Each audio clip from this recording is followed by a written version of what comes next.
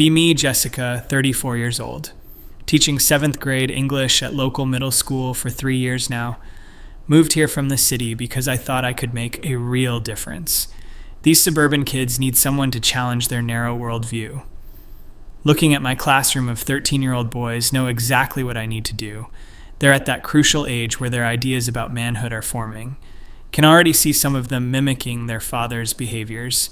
The aggressive posturing, the dismissive attitudes toward anything soft.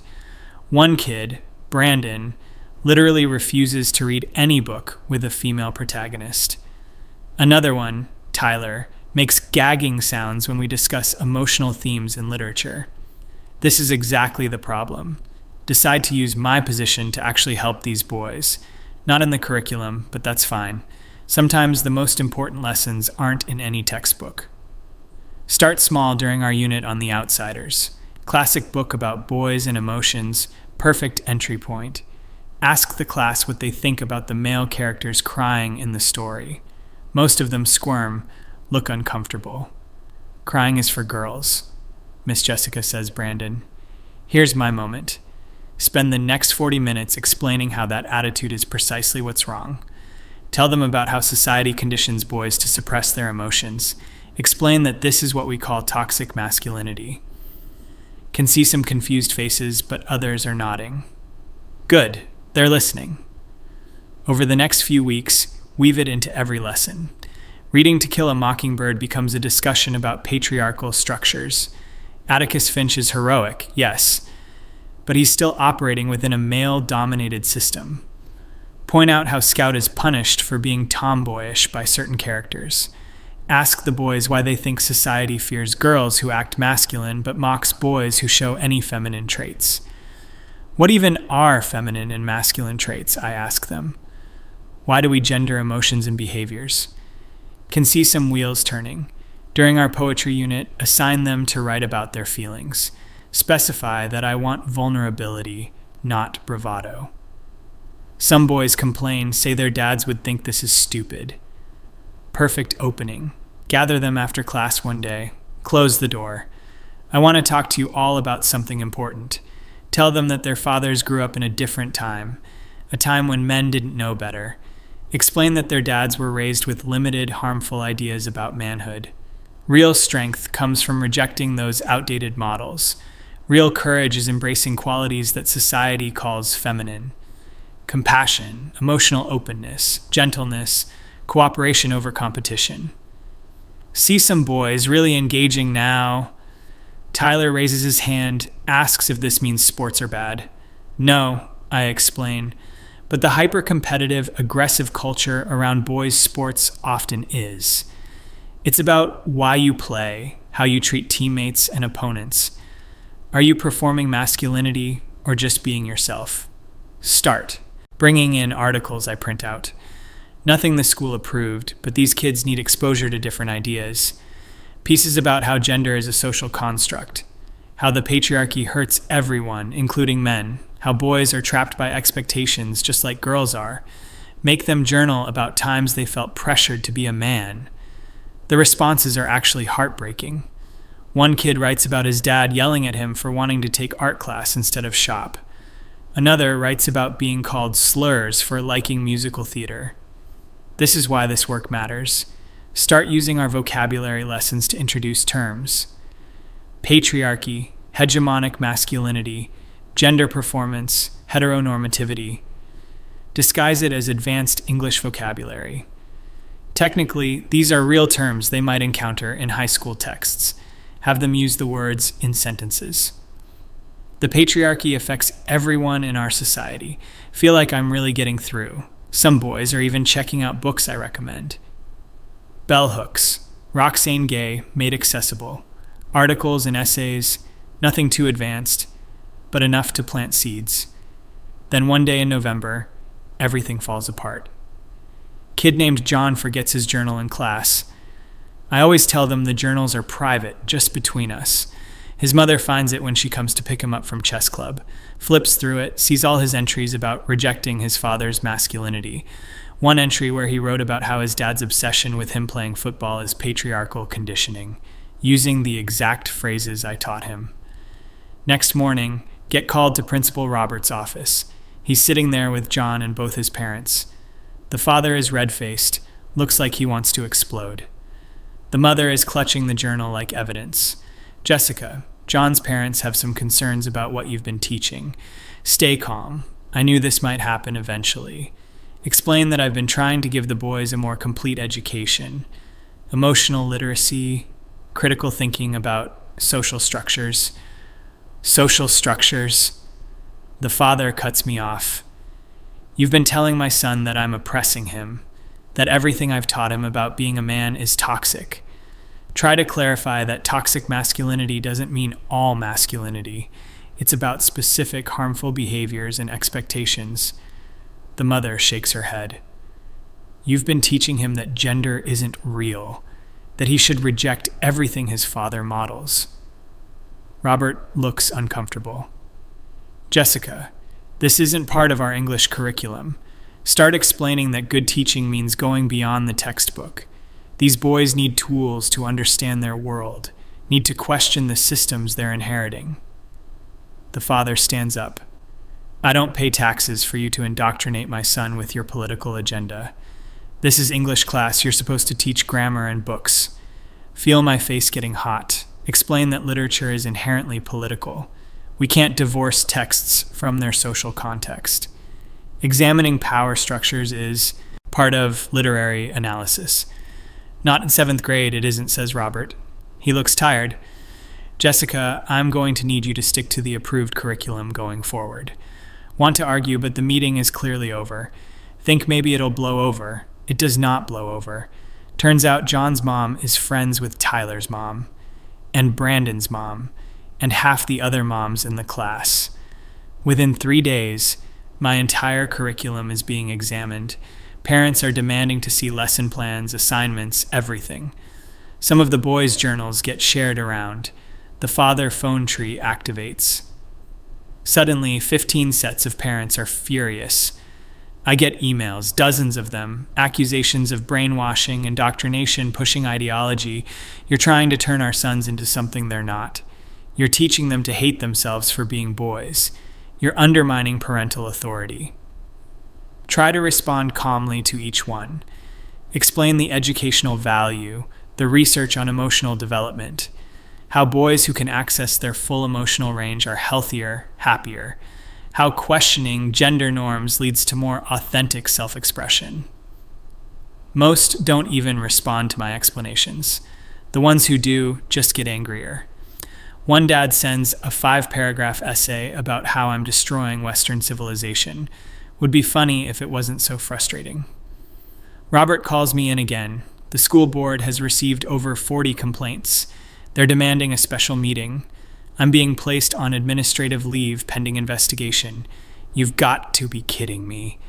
Robert actually looks sympathetic for a moment. Jessica, what were you thinking? These are middle schoolers in a conservative community. You had to know this would explode. Tell him that someone has to challenge these kids' assumptions. Someone has to teach them there are other ways to be, other ways to think about gender and power and themselves. That's not your job, he says quietly. Your job is to teach English. Storm out. Feel betrayed. Spend the next 2 weeks preparing for the school board meeting. Know I need to defend not just myself, but the principals. Gather research studies, articles, educational theory. Practice my statement over and over. The night of the meeting, the school gymnasium is packed. Never seen this many people at a board meeting. Rows of angry parents, mostly fathers, arms crossed. A few mothers who look equally hostile. The school board sits at a long table looking uncomfortable. Robert is there, the superintendent, a couple other administrators. They call the meeting to order. The board chair, a man named Douglas who owns a car dealership, explains the situation, then opens the floor to public comment. First dad who stands up is John's father. My son came home telling me that I'm part of something called the patriarchy, that the way I've raised him is toxic, that he should reject my values and embrace being feminine. This woman has been conducting psychological warfare on our children. Several parents applaud. Another mother stands. I sent my son to school to learn reading and writing, not to be experimented on with radical gender ideology. She's been secretly teaching material we never approved, material that contradicts our family values. More applause. Dad after dad stands up, all saying variations of the same thing. I've overstepped, indoctrinated, pushed an agenda. One father actually calls me a predator.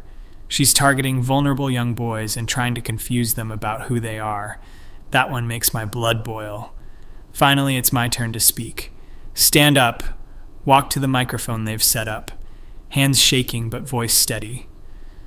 I understand that many of you are upset, but what I was teaching your sons wasn't radical or dangerous. It was basic emotional literacy and critical thinking. Explain the curriculum I developed, how I used literature to explore gender expectations, how I encouraged boys to examine the messages they receive about manhood.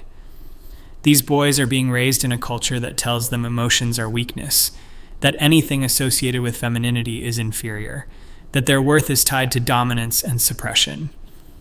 Some parents are shaking their heads. Keep going. I was teaching them that these are social constructs, that gender roles are invented, not natural, that the patriarchy, yes, it exists, hurts everyone, including them. Voice getting stronger now. Your sons deserve to know they can be whole people, that they don't have to perform masculinity in rigid, limiting ways, that their father's generation had limited understanding, and that they can choose something better. The room erupts. Parents shouting, several standing.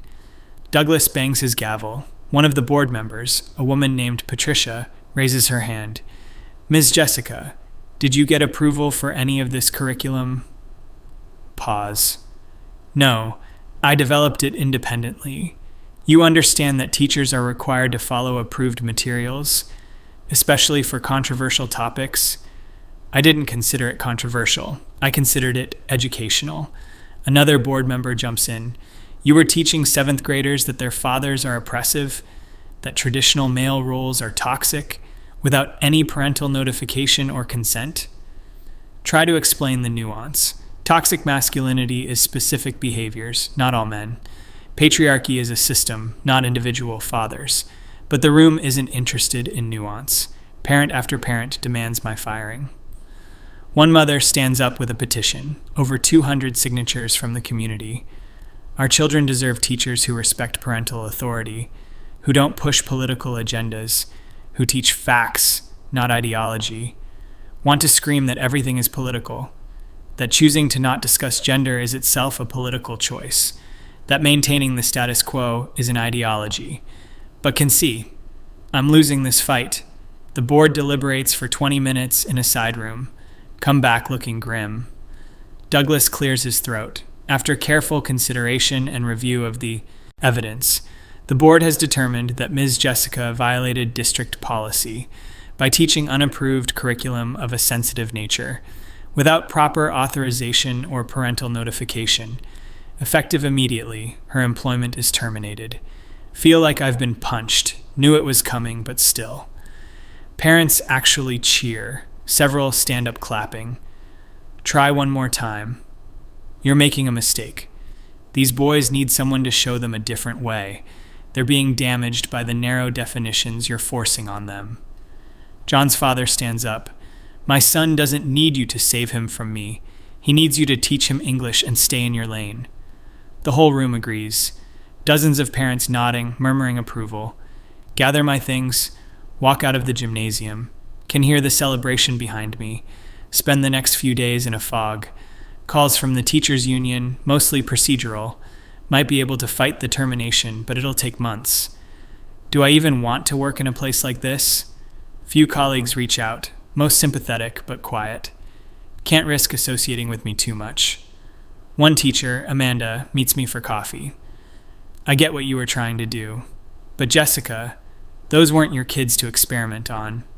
Bristle at the word experiment. I was educating them. She shakes her head. You were pushing your ideology on captive children, in a community that clearly doesn't share your values, without going through proper channels. Insist that proper channels would never approve what needed to be taught. That's exactly the problem. The system is designed to perpetuate itself. Maybe, says Amanda.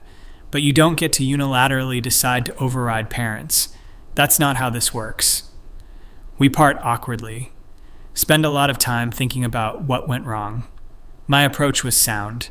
The content was necessary. These boys were learning things that would help them. Was already seeing results before it all imploded. Tyler had started writing poetry. Brandon checked out a book with a female protagonist. Several boys told me they felt less pressure, more free. But then, week 3, after the firing, see something that makes me pause. At the coffee shop, run into John and his dad. Want to leave, but John sees me first. Hi, Miss Jessica. His dad's face hardens, but he nods curtly. John looks happy, animated, talking to his father about some football game. His dad's hand on his shoulder, both of them smiling. They're close, easy with each other. Feel a weird twist in my stomach. Later that week, looking through my old journals from the class, really reading the entries instead of just seeing what I wanted to see. One from Tyler. Miss Jessica says my dad's ideas about men are outdated, but my dad is the smartest person I know.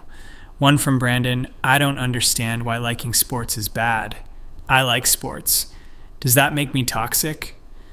One from John. I love my dad, but Miss Jessica says he's part of the problem. Sit with these for a long time. Remember Amanda's words. Those weren't your kids to experiment on. Remember the school board, respect parental authority. Remember that, Father, my son doesn't need you to save him from me. Still believe in everything I taught. Still think toxic masculinity is real and harmful. Still think gender roles are constructed and limiting. Still think the patriarchy exists and damages everyone. But something nags at me. These boys weren't being abused or neglected. Their fathers weren't monsters. They were just regular dads, raising their sons the way they knew how. And I came in and told 13-year-olds that their fathers were wrong, that everything they'd learned at home was oppressive, without ever talking to those fathers, without ever engaging with those families, just assumed I knew better. Get a letter from the district a month later. Formal termination, no severance, black mark on my record. Also get a letter from one parent, a mother. Expecting more anger, but it's different.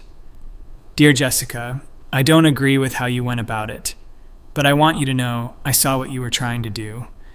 My son is sensitive, artistic, and your class was the first time a teacher made him feel okay about that. But you scared him. He came home confused, thinking he had to choose between being himself and loving his father. That's what you got wrong. You made it a war. Some of us are trying to raise good men who are also good humans. We just don't think that requires rejecting everything that came before. I hope you learn from this. Signed, David's mother. Read it 5 times. The phrase that sticks, you made it a war. Did I? In my mind, I was liberating these boys, giving them permission to be more than their limiting culture allowed. But to them, to their families, I was attacking, creating conflict where there didn't need to be, making them choose sides between me and their parents, sit in my apartment unemployed, thinking about this, still angry at the school, the parents, the system, still believe I was right about the concepts. But maybe Amanda had a point. Maybe that dad at the school board had a point. These weren't my children. I had them for 50 minutes a day, 9 months. Their parents had them for life. Who was I to tell them their fathers were the problem? Especially without knowing those fathers, without understanding those families, without any humility about my own limitations. Think about John and his dad at the coffee shop, the obvious love between them. Whatever that father was teaching his son, it wasn't making him miserable. Maybe it wasn't perfect. Maybe it was traditionally masculine, but it was working for them, and I tried to blow it up, not because they asked for help, but because I was so sure I knew what they needed. Final twist comes 6 weeks after the firing. Former colleague forwards me an email chain from school. Parents organized a curriculum review committee, demanding more oversight on what teachers can independently add to lessons. New policies requiring approval for any contemporary social topics. Mandatory parent notification for discussions of gender, politics, or family structures. basically locked down anything remotely progressive. My actions didn't open minds, they slammed doors, made it harder for any teacher to have nuanced discussions, gave conservative parents exactly the ammunition they needed. The boys I thought I was helping, now they're in an even more restricted environment, one where teachers are afraid to discuss anything meaningful, where questioning gender norms is explicitly forbidden, where emotional literacy is definitely off the table. I made it worse. Trying to force enlightenment created backlash. Trying to save boys from themselves created rigidity. Trying to do good without permission, without partnership, without humility, backfired completely. Sit with this knowledge. Still believe in the principles. Still think boys need more emotional freedom. Still think gender construction should be examined. But I also see now what I couldn't see then. You can't force people to evolve. You can't tell parents you know their children better than they do. You can't use your position of authority to override family values, even when you're sure those values are wrong, even when you're certain you're helping. That certainty is what got me here, unemployed, blacklisted, and having accomplished nothing, except proving to an entire community that progressive teachers can't be trusted. The man at the school board, John's father. He outsmarted me without even trying. Just by being a good dad, just by actually knowing his son, just by having a relationship I couldn't compete with. I came in with my theories and vocabularies and research, thought that made me right. But he had 13 years of love, of showing up, of knowing John's favorite foods and fears and dreams. And when I forced John to choose, made him feel like loving his dad meant accepting oppression. Of course he chose his father. Of course they all did. I thought I was the enlightened one, the one who could see the system clearly, the one brave enough to teach uncomfortable truths. But I was just another adult using kids to fight my ideological battles. Just another person so convinced of being right that I forgot to listen. And now those boys are back in their English class with a new teacher who sticks strictly to grammar and vocabulary, who would never dream of discussing gender or emotion or social construction, who plays it safe because I showed them what happens when you don't. So I accomplished nothing, except making myself feel righteous for a few months, except confirming every stereotype about progressive teachers those parents believed, except making it harder for the next teacher who actually could have helped. The worst part? Still not sure I'd do it differently. Still think those boys needed what I was teaching. Still think their father's models are limited and limiting. Still think I was right. But being right didn't matter. Being right without wisdom, without strategy, without respect, just made everything worse. That's what I can't forgive myself for. Not being wrong, but being useless. John's dad didn't need arguments or research. He just needed to be there when I wasn't. He just needed to love his son better than I could theorize about him. And that was enough. That's what beat me. Not superior logic or better ideas, just the simple reality that he was John's father and I was just a teacher who forgot what that meant, who forgot the limits of my role, who forgot that good intentions don't justify overreach. Now I'm looking for jobs in other districts, ones that ask pointed questions about controversial teaching methods, ones that want assurance I'll stick to approved curriculum. And I have to say yes, have to promise I've learned my lesson, have to act like I understand now. Thing is, I do understand, just not the way they think. I understand that I failed, but not for the reasons they believe. I failed because I tried to win, tried to be right instead of effective, tried to change minds through force instead of relationship. Those boys didn't need me to save them. They needed me to teach them English, and maybe, carefully, with permission, with partnership, to help them think about who they want to be. But I couldn't do it carefully, couldn't wait for permission, couldn't build partnership, was too sure, too fast, too convinced. And a man who never argued with me, who never debated feminist theory, who just showed up to the school board meeting and said, "That's my son," beat me completely. because he was right about the thing that mattered most. And I was just right about ideas. Sitting here now, applications scattered on my desk, each one a promise to be smaller, quieter, safer, each one a retreat. And I hate it. But I also earned it. Every bit of it.